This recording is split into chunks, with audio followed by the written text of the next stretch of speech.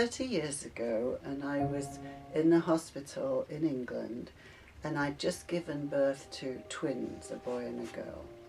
And at the birth I had several tears, and one of them was not seen. So I had a lot of internal bleeding which got infected, and then after 10 days I had blood poisoning, very high temperature, fever. So I was taken back into hospital, and I was so ill at the time that I really didn't care if I lived or died. I just wanted them to go away, leave me alone, don't ask me lots of questions, just go away. There was no fear, and there was no hanging on to life. I really need to stay here. I didn't care. I just wanted peace. So the first night that I was in the hospital, I felt myself drifting up out of my body. And I'd never had any kind of religious or spiritual experience in my life before. But I knew that wherever I was going was into peace and love, and there were angels connected with it. So there was no fear at all. So I drifted way, way, way, way up into this beautiful golden light. And as soon as I got there, I just knew that this is the real world. This has everything that I could ever need. This is truth, it's reality, it's absolute love. And everything down there that I'd left behind was completely unreal, illusion, and empty. So I was this wonderful golden light, and in front of me was this beautiful shining figure made of white light, and it was Jesus. And in the beginning I was going, no, I'm not one of yours, because I wasn't a Christian. And he said, no, but I'm one of yours. So I just felt this unbelievable love, unconditional acceptance, love. No matter what I'd done, who I was, where I'd been, there was just this incredible love. And I could feel all these beings around him, angelic beings, just beaming love. I've never felt love like that in my life before. So he said to me in my mind, this telepathic conversation, because your heart is pure, if you want to, you can stay with us in the golden light. But we're asking you to go back, because the world needs your love, your wisdom, and your healing. Well, at the time, I was 29, I was a school teacher. I spent most of my spare time having nice holidays, playing darts in the pub, and just having a nice life. And I didn't know I had anything to share or to give. I had no sense of purpose or spiritual calling or anything like that. But I knew that where I was with him in the light was where I belong, and this was home. And that if I went back down there, I was leaving home. So I said to him, how can I go back down there knowing that this is where I belong with you? Now his heart was this blazing blue star. It was just brilliant, clear electric blue, blazing star. So he broke off a point of his star, and he said to me, he put it into my heart, and he said, now you will know that I am always with you.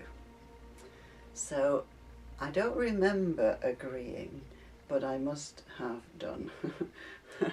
Because the next minute I'm floating over this body that is lying in this hospital bed, knowing this is not me. This is the house that I am living in. This expanded, free, limitless being that lives in love. This is me. If I get back into that, I will be taking on suffering and pain. If I stay up here, I will never suffer again. So I'm hovering over this body, not really wanting to get back into it. But my babies were 10 days old, and I had invited those children to come. I've always loved children. So the thought of leaving my babies without a mother was not something that I could even contemplate. So I got back into my body, and it's as if everything that I had done up until then, my whole life, I was a school teacher, I had a mortgage, I was buying a house, I had a career plan, all of that was utterly meaningless, because all I wanted was to be in this love and to take everybody to have that experience before they die. Because I know that after you die, as long as you can come to a place of peace with the dying process, is that you go immediately into the golden light. People who die in resistance and pain, they have to go first to the healing places and be helped, and then they move on into the light. But if you can leave with acceptance, grace and serenity, then this is where you're going to go.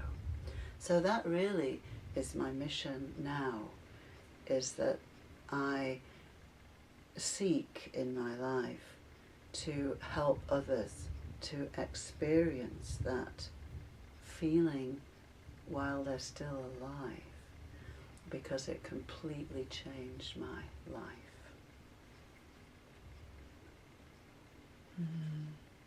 Thank you. And what effect did it have on your life?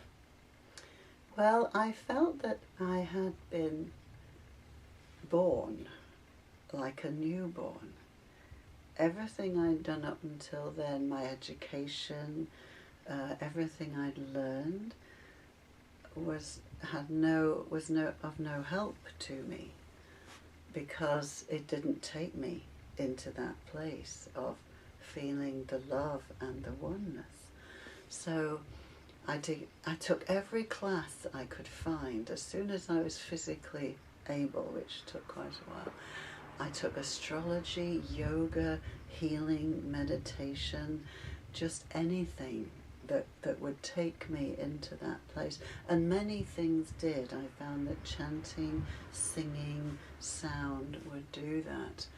And so when I came back, I literally felt that I had been with God, and there really was nothing else to do with my life except give it to God. I had no really other reason to be alive than to serve God. So I did. I gave my life to Spirit, and it meant for the next 25 years traveling all over the world, living in probably 40 different places. Wherever anybody was asking or needing connection, then I was able to help them.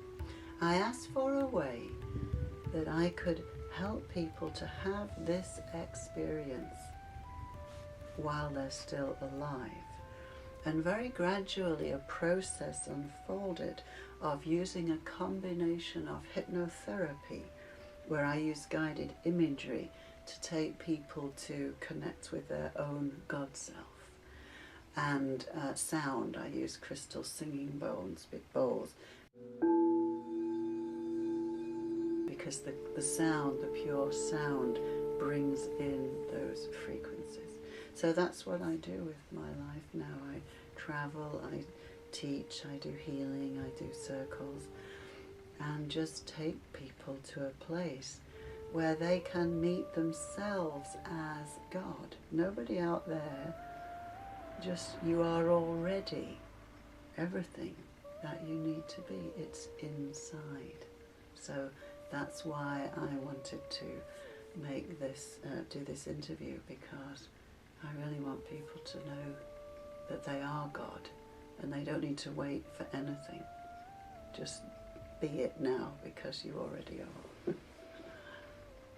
Can I ask, did you feel resentment towards the hospital or the doctor? Do you know, in the beginning there was some anger, because it meant I was separated from my children. I had to go back into the hospital and they stayed at home and in their very early formative time. But you know, then I realised as time went on, it took me 10 years to integrate that experience into my life, because this was in 1980 and not too many people were talking about near-death experience then. I didn't really understand what had happened to me. But then I realised, wow, this was my wake-up call. I was only 29, now I'm 60, so I've had a lot of time to live with this different sense of values.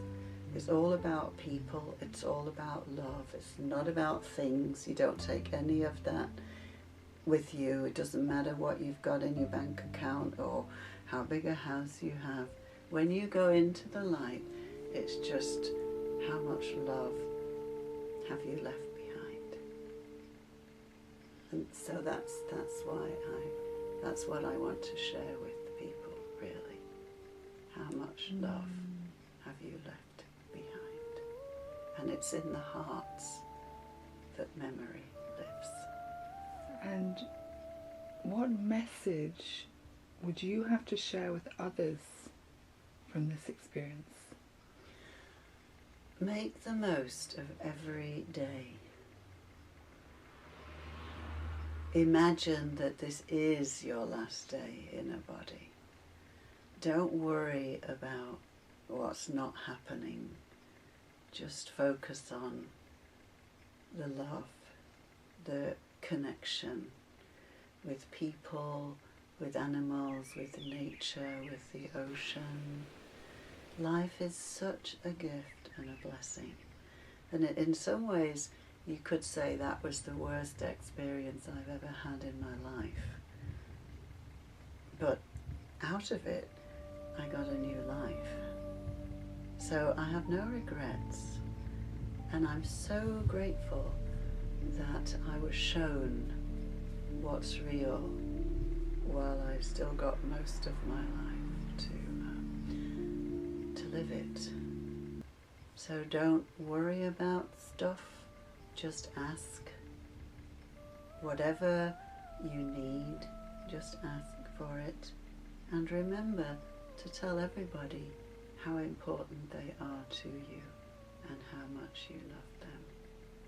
Because in the end, that's what you remember, and that's what you take with you, is your name written on the hearts of those that you leave behind.